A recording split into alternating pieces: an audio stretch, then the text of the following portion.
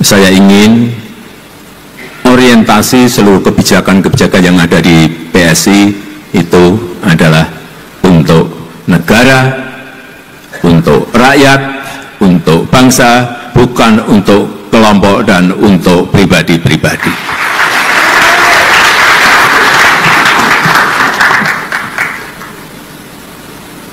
Yang terakhir, logo gajah.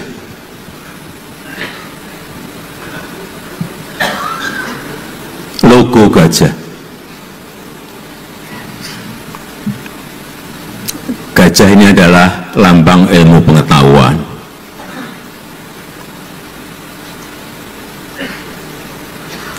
Artinya, PSI adalah partai cerdas. Anggotanya, kadernya adalah kader-kader yang cerdas, anggota-anggota yang cerdas. Gajah juga melambangkan, setahu saya, melambangkan selain ilmu pengetahuan juga kebijakan. Tapi yang paling penting, gajah itu kuat dan besar. Oleh sebab itu, saya akan full mendukung PSI.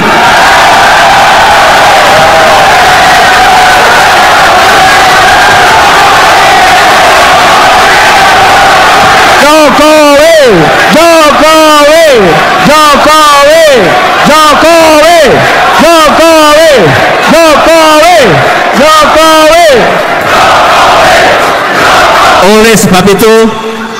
Oleh sebab itu, saya akan bekerja keras untuk PSI.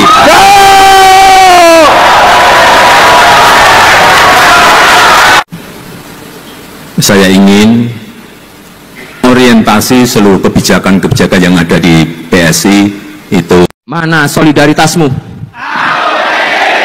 Mana solidaritasmu? Gajah!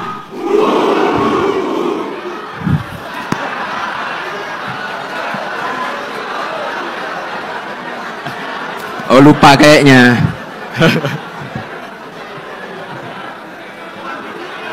Gajah yang pertama itu kuat, bijak, setia. Setelah itu gajah yang kedua baru yang itu. Itu. Ya. Ayo udah berdiri dulu.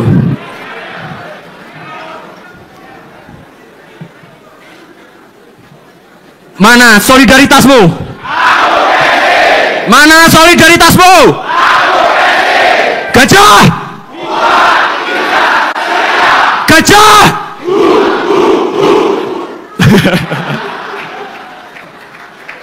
Terima kasih, silakan duduk kembali. Mana solidaritasmu? Mana solidaritasmu? Gajah!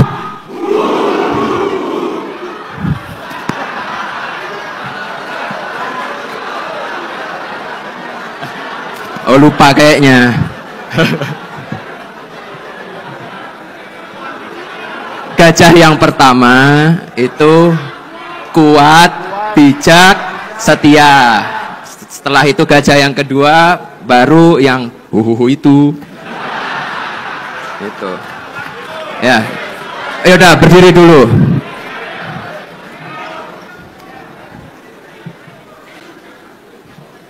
Mana solidaritasmu? Mana solidaritasmu? Gajah! Gajah!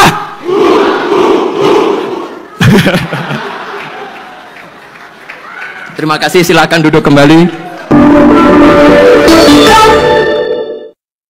Mana solidaritasmu? Mana solidaritasmu?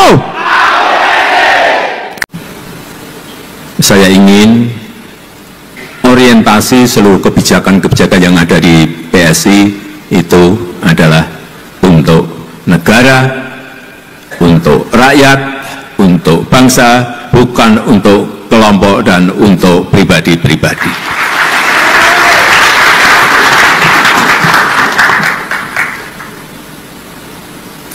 terakhir, logo gajah.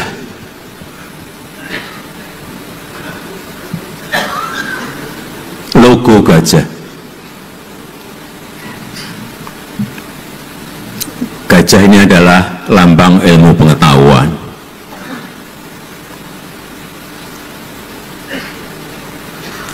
Artinya,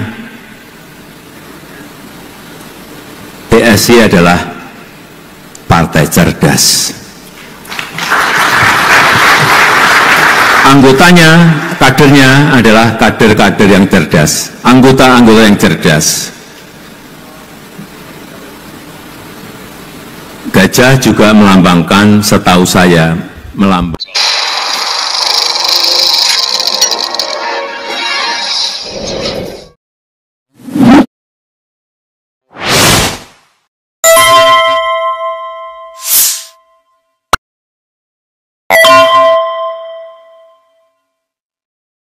Assalamualaikum warahmatullahi wabarakatuh.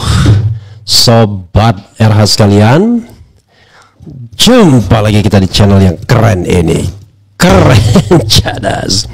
Ya Sobat RH sekalian, ini mengenai Partai Solidaritas Indonesia yang ya mengulangi saja partai dinasti, partai keluarga, partai orang kuat, partai yang terstruktur tidak demokratis, sama seperti partai-partai lainnya. Makanya saya katakan di Indonesia ini tidak ada partai yang demokratis, yang ada adalah political party enterprise, ya, perusahaan partai politik.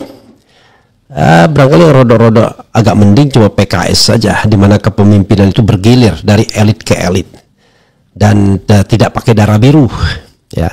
Tetapi partai lain belum membuktikan hal tersebut. You name it. Mulai dari mungkin Golkar juga to some extent relatively ada pergantian yang tidak harus darah biru, tapi memang itu eksistensi Golkar sejak lama, dan memang Golkar tidak dibentuk dengan klan tertentu, tetapi begitu ketua umumnya terpilih maka semuanya ikut ketua umum. Beda sama PKS, tetap dia mengandalkan sistem yang komunal sifatnya, paling tidak kekuasaan kolektif di Dewan Suro masih kuat, sehingga figur presiden partai tidak terlalu menonjol. Jadi satu-satunya partai yang barangkali kita katakan masih ada struktur demokratisnya atau demokrasi yang terbatas cuma PKS saja. Yang lainnya sangat tidak hanya oligarkis tapi individualis. Mulai dari partai PDIP, kemudian partai Gerindra, Partai Nasdem, Partai PKB, Partai Amanat Nasional juga mulai ikut-ikutan dengan Zulkifli Hasan. Sepertinya tidak mau turun dari kepemimpinan partai politik. Bila perlu seumur hidup barangkali. Nanti akan diserahkan atau diturunkan kepada putranya atau putrinya. Sama, udah mirip ya kan. Kemudian ya sekarang tidak terlihat siapa jagonya karena Zulkifli Hasan masih sehat walafiat untuk memimpin partai kan begitu. Jadi begitulah ya. Jadi coba akan kita lihat kembali dan kemudian kita akan bacakan apa yang disampaikan oleh Jokowi yang mengatakan bahwa partainya itu tidak akan menjadi partai yang dimiliki oleh segelintir orang, tapi partai yang betul-betul itu klaim dia klaim dia yang tidak sesuai dengan kenyataan ya. Belok sen kanan belok kiri. Ini Jokowi prediksi PSI akan menjadi partai kuat dan besar, tidak ada kepemilikan elit dan keluarga. Padahal yang sedang bicara itu adalah pemiliknya sekarang. Pendiri, kalau tidak dapat darah keluarga Pak Jokowi, kita tutup PSI. Udah kelihatan kan? Ya, bayangkan masa ada partai yang kalau tidak dipimpin oleh keluarga Jokowi ditutup aja. Kelihatannya main-main, tetapi serius itu. Ya, sudah bisa dipastikan mau pemilihan raya dan lain sebagainya pasti yang terpilih keluarga Jokowi. Kalau Jokowi maju sebagai ketua umum partai, Jokowi yang terpilih. Kalau Kaisang yang terpilih. Kan kira-kira begitu ya. Tergantung siapa dari keluarga Jokowi yang mau maju. Kalau Gibran maju, Gibran yang terpilih. Jadi itu menunjukkan bahwa mulai elitis, mulai dinasti. Oke, coba kita bacakan dari Jokowi dulu ya. Oke. Dan saya agak kaget juga, Zulfan Lindan ternyata sudah on the line, sudah barisan di sana, barisan PSI, pantas saja unpacking gitu. Kerjanya adalah menyerang orang-orang yang mengatakan ijazah Jokowi asli ya. Rupanya sudah di sana Zulfan Lindan setelah dari PDIP kemudian ke Nasdem berhenti, sekarang ke PSI ya. Yang jelas dia duduk di bagian depan, entah sebagai apa. Jokowi prediksi PSI akan jadi partai kuat dan besar, tidak ada kepemilikan elit dan keluarga. Solo, Kompas TV, Presiden ke-7 RI Joko Widodo Jokowi memprediksi Partai Solidaritas Indonesia PSI akan menjadi partai kuat dan besar, tetapi belum pada tahun 2029 mendatang. Belum pada tahun 2029 ya. Jokowi menyampaikan hal itu saat berpidato dalam Kongres PSI di Kota Solo, Jawa Tengah. Saya masuk tadi memberikan feeling kepada saya bahwa auranya PSI ini akan menjadi partai kuat dan partai besar. Tapi jangan tergesa-gesa, ada step-stepnya, belum di 2029, kata Jokowi. Oke. Berdasarkan feeling atau perasaannya, kata Jokowi, PSI akan mulai menjadi partai besar dan kuat pada tahun 2034 mendatang ya. Maksudnya saat putra-putrinya sudah bisa jadi calon presiden semua ya. Itu pun dengan catatan seluruh mesin partai bekerja keras. Feeling saya akan mulai di 2034 dengan catatan semuanya mesinnya bekerja keras. Ia kemudian menjelaskan alasannya, ya ini PSI akan menjadi partai besar dan kuat di masa mendatang. Pertama, kata dia, PSI sudah memilih sebagai sebuah partai super terbuka. What? Terbuka di mana? Yang artinya saham partai ini tidak dimiliki oleh saham partai ini dimiliki oleh seluruh pengurus dan kader. Tidak ada kepemilikan elit, tidak ada kepemilikan keluarga, apalagi semua memiliki saham yang sama, ucapnya. What? Oleh sebab itu, kata dia, seharusnya seluruh anggota dan kader bersama-sama turut membesarkan partai karena memiliki rasa yang sama terhadap kepemilikan partai. Alasan kedua, ia meyakini bahwa PSI akan menjadi partai besar dan kuat adalah pelaksanaan e-voting dalam pemilihan ketua umum. Menurutnya ini adalah sebuah revolusi demokrasi. Is it? Oke. Saat ini, kata Jokowi, mungkin yang berpartisipasi baru 84%, tapi nantinya jika sistem ini menjadi sebuah model yang baik, bisa jutaan anggota PSI ikut berpartisipasi dalam pemilu raya. Muncul calon-calon yang banyak dan tidak kita perkirakan nantinya bisa terjadi. Itulah partai super TBK dan pelaksanaan e-voting. Voting online, karena setiap anggota memiliki kekuatan, dihargai kekuatannya, dihargai suaranya. Iya, tetapi siapa yang paling banyak duitnya, tetap aja itu yang terpilih. Jika model politik seperti itu dilakukan, Jokowi meyakini ke depannya tidak akan ada lagi yang namanya politik di belakang layar karena semuanya terbuka dan transparan. Tidak ada lagi keputusan segelintir orang, keputusan nanti ada di seluruh keluarga, di seluruh anggota. Dan yang paling penting dalam kita berbangsa dan bernegara, saya ingin orientasi seluruh kebijakan yang ada di PSI itu adalah untuk negara, untuk rakyat, untuk bangsa, bukan untuk kelompok dan pribadi-pribadi, ucapnya ya. Karena Jokowi harus dibaca sebaliknya ya. Oke, nanti kita kritisi ya, gitu, dengan positif dan negatifnya. Oke, positifnya apa, kemudian negatifnya apa, kita harus fair ya. Nih, coba kita lihat pidato dari Jeffrey Giovanni ya, yang dulu pernah di partai apa, PAN ya, gitu. Pendiri, titik 2, kalau tak dapat darah keluarga Pak Jokowi, kita tutup PSI. Coba bayangkan ya. Solo, Indonesia. Pendiri Partai Solidaritas Indonesia PSI Jeffrey Giovanni mengungkapkan secara terbuka bahwa masa depan PSI sempat ditentukan oleh dukungan Presiden Joko Widodo atau keluarganya. Jeffrey menyatakan para pendiri PSI harus siap mengubur partai jika tidak mendapatkan darah Jokowi. Bayangkan. Hal itu disampaikan Jeffrey saat membuka Kongres PSI di Solo Sabtu. Jeffrey mengaku pernah menyampaikan peringatan serius kepada jajaran elit PSI. Kalau kalian nggak dapat sedikit pun darahnya keluarga Pak Jokowi atau Pak Jokowi sendiri, kita tutup partai ini, kata Jeffrey. Ia yakin perolehan suara partai di pemilu 2024 akan turun jika tidak ada terah Jokowi di PSI. Ia pun mengultimatum jika perolehan suara partainya turun, maka PSI harus tutup. Kita harus melakukan pemakaman terhadap PSI karena kita harus percaya partai kalau didirikan kemudian suaranya menurun, itu artinya masyarakat nggak percaya kepada kita, kata dia. Jeffrey juga menyinggung perolehan suara PSI di bawah kepemimpinan Grace Natali pada pemilu 2019 yang mencapai 1,89%. Menurutnya angka itu justru lebih tinggi dari prediksi berbagai lembaga survei menjelang pemilu 2024. Februari 2023, 3 lembaga survei menempatkan kita di bawah 0,5%. Ada yang 0,3, 0,2, bahkan 0,4%. Bayangkan waktu Kita pendek dan kita hanya punya modal 0, ujarnya. Dalam situasi itu, Jeffrey bahkan menyarankan agar Grace Natali meminta Jokowi atau anggota keluarganya bergabung dengan PSI dengan cara apapun. Saya bilang ke Grace, kalau perlu nangis sekencang-kencangnya saat ketemu Pak Jokowi. Apalagi partai ini didirikan karena kecintaan kita kepada dia, kata dia. Luar biasa ya. Akhirnya, usaha PSI membuahkan hasil. Putra bungsu Presiden Jokowi, Kaisang Pangarep, bergabung dengan PSI menjelang pemilu 2024, tepatnya pada bulan September 2023. Namun bergabungnya Kaisang ke PSI bukan tanpa drama. Jeffrey membeberkan sudah merayu Kaisang sejak Maret 2023. Raja Juli Antoni waktu itu bilang ke saya, hampir setengah menangis, "Bang, udah di WhatsApp, udah dibaca, tapi nggak dibalas-balas," kata Jeffrey. Apa yang ingin saya katakan, sobat era sekalian? Dari dua berita ini saja sudah muncul paradoks ya. Jokowi yakin kalau partai ini akan menjadi partai besar karena tidak ada kepemilikan elit dan keluarga. Tapi pendirinya yakin kalau tidak ada kepemilikan elit dan keluarga, maka partai ini tidak akan maju, yaitu kepemilikan elit atau keluarga Jokowi. Udah jelas kan? jadi mau diapakan lagi ya? Tetapi ya anyway, ya selamat ya kepada PSI yang sudah itu ya, PSI ada gambar-gambar, ada meme-meme ya, meme ditampilkan saja nggak apa-apa ya. Mengenakan topeng gajah warna merah, kemungkinan wajah aslinya serigala. Lambang kepalsuan, munafik, penuh tipu daya, sudah tapi belum, a kind of thing ya. Oke, itu nggak usah disampaikan ya, itu nggak usah disampaikan ya. Yang disampaikan ini aja, Hong PSI Partai Gajah Super. Ini ada sindirannya, PSI dinaiki oleh Kaisang, Gibran dan Jokowi ya.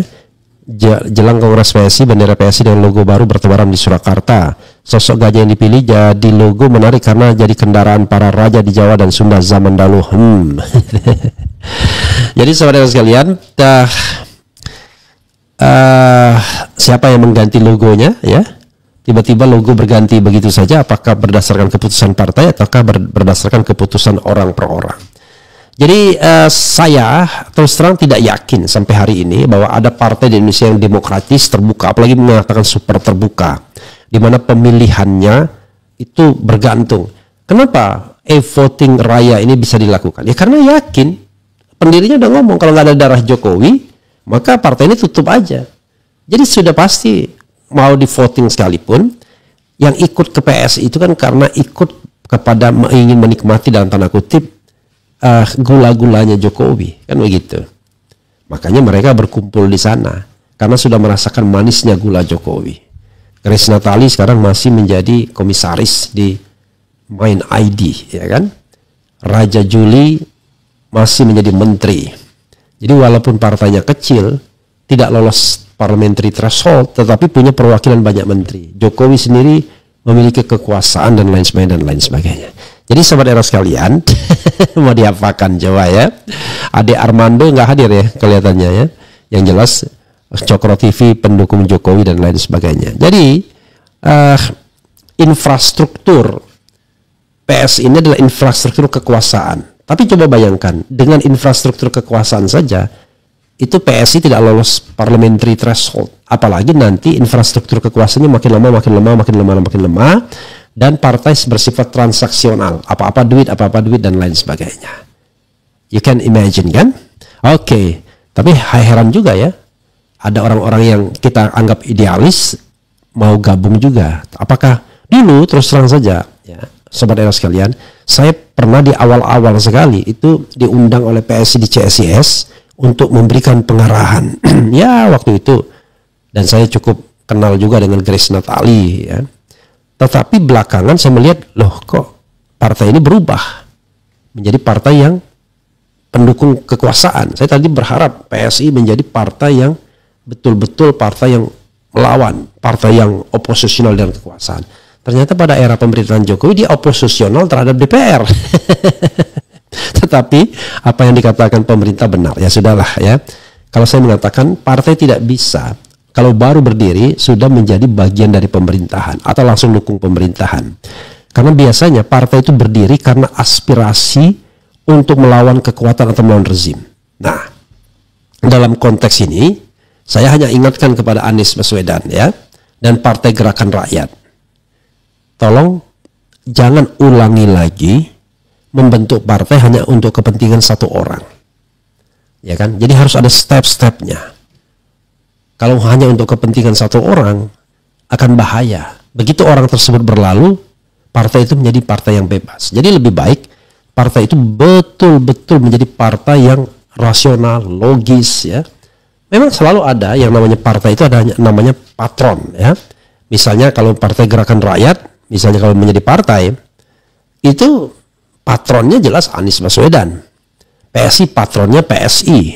Tetapi patronase itu harus menyediakan ruang bagi demokrasi. Maka paling bagus adalah ya patron itu tidak perlu menjadi ketua umum partainya.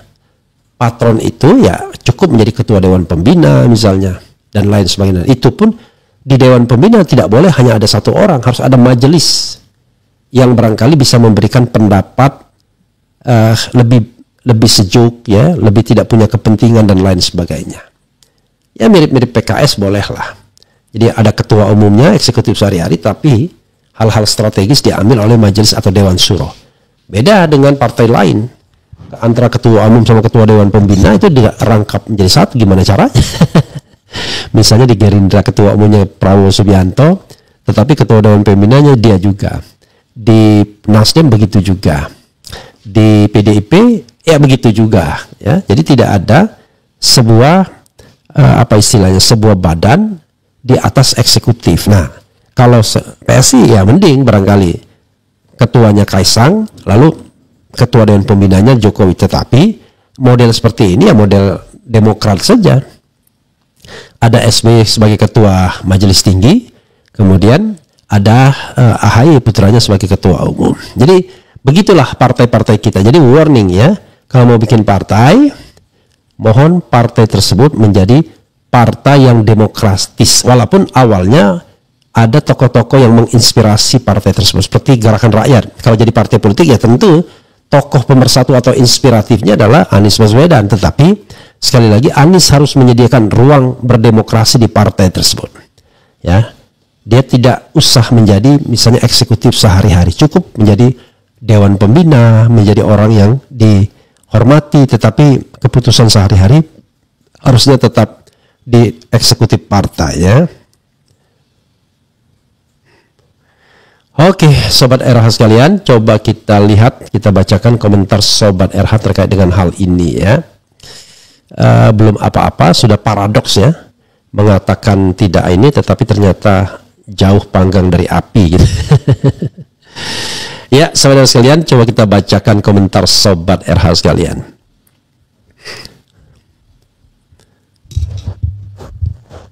Kemudian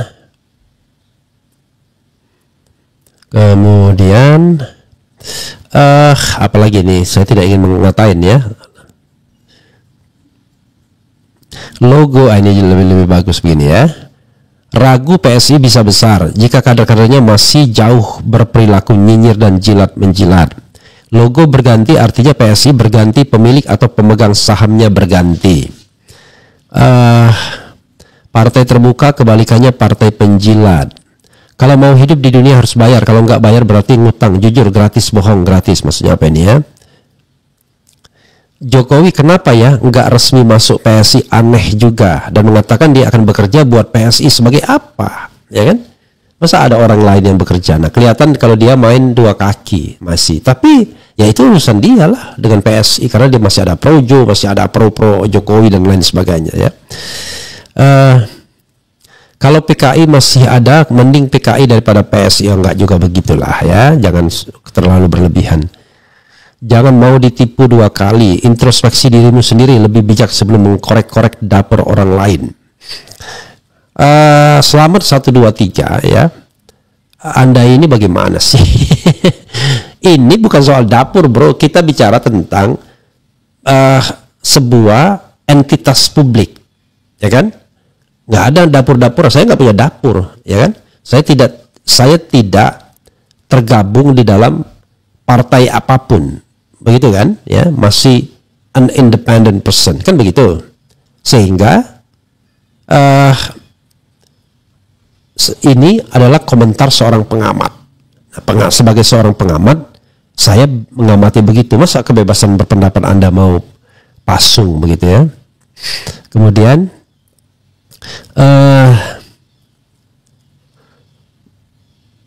PSI, Partai Nepotisme dan Politik Dinasti ya, Partai Sebar Ijazah, Perkumpulan Sara Indonesia. Jadi yang jelas ya, ketika muncul PSI sudah sangat anti kanan dan lain sebagainya ya. Kita lihatlah apakah partai ini akan menjadi partai yang punya masa depan atau tidak. Tapi tentu paradoks PSI itu ya nggak hilang antara pernyataan Jokowi dengan pernyataan pendiri. Satu mengatakan partai super terbuka, tapi satu mengatakan partai darah Jokowi. Yang artinya kalau tidak ada darah Jokowi ditutup saja.